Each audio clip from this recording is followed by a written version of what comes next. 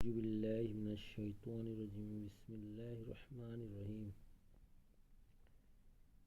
সকল প্রশংসা সে রব্বুল আলামিনের, যে রব্বুল আলামিন আমাকে এবং সকল মাখলুকাতকে সৃষ্টি করেছে। সে রব্বুল আলামিনের প্রতি শুকর আদায় করি। সকলে বলে আলহামদুলিল্লাহ।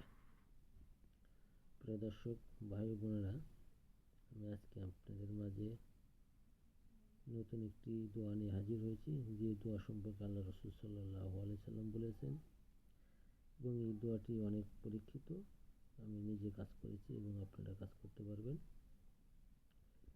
এই দোয়াটি দ্বারা কী করবেন? এই দোয়াটি দ্বারা যে কোনো শত্রুকে আপনি প্রতিহত করতে পারবেন, বা শত্রুকে সাজা দিতে পারবেন, বা শাস্তি দিয়ে শত্রুকে উচিত শিক্ষামূলকভাবে তাকে জব্দ করতে পারবেন। আসলে আমরা এই আমলটা কীভাবে করব, বা আমলটা কীভাবে করলে আমাদের কাজে লাগবে, সেই বিষয়ে কিছু কথা বলব।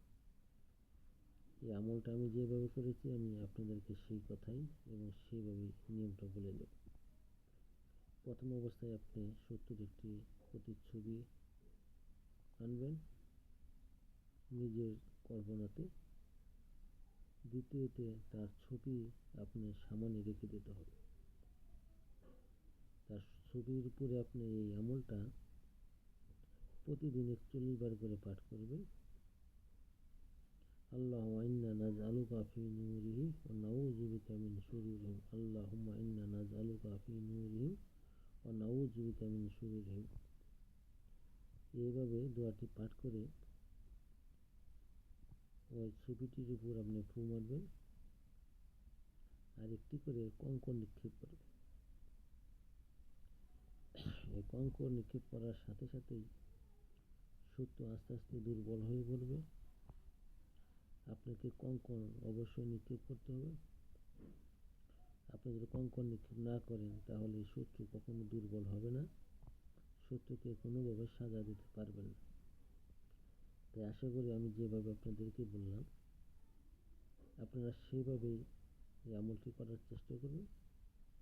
আপনার যত বড় শত্রু হোক না কেন, আপনি আপনার নিজ বাসা থেকে বসেই শত্রুকে নিজে প্রতিহত করে এবং শত্রুকে সাজা দিতে পারবেন। আসলে এই শত্রু আপনার যতই ক্ষতি করুক না কেন, এই আমলের মাধ্যমে শত্রু ক্ষতির হাত থেকে বাঁচবে এবং শত্রুকেও কি সাজা দিতে পারবে। আশা করি আমার কথাগুলো সকলে বুঝতে পারছেন। এই আমলটা সকলেই করবেন, আর এই আমল সম্পর্কে আপনারা সার্চ দিলে আপনারা এর বিবরণ পাবেন।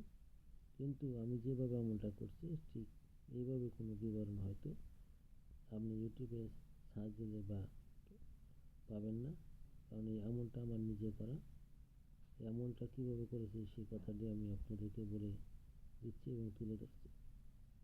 যারা চ্যানেলটা সাবস্ক্রাইব করেন না, সাবস্ক্রাইব করবেন এবং চ্যানেলের সাথে থাকবেন। আমার দীর্ঘদিন পরে আমি আপনাদের মাঝে আবার একটি তদবির এনে হাজির হয়েছি। এই জন্যে আমার জন্য সবাই দোয়া করবেন এবং সকলের জন্য আমরা দোয়া করি। আসসালামু আলাইকুম। সকলে ভালো থাকবেন।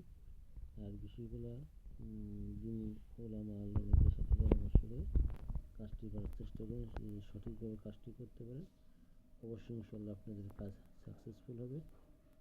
এই কাজে কোনো মিস নাই, কিন্তু কাজটি আপনাদেরকে করতে হবে ভালোভাবে। এই কাজটি যেন আপনারা সঠিকভাবে নিয়ম বুঝে করতে পারেন, তাহলে অবশ্যই আপনাদের কাজ হবে। আসসালামু আলাইকুম।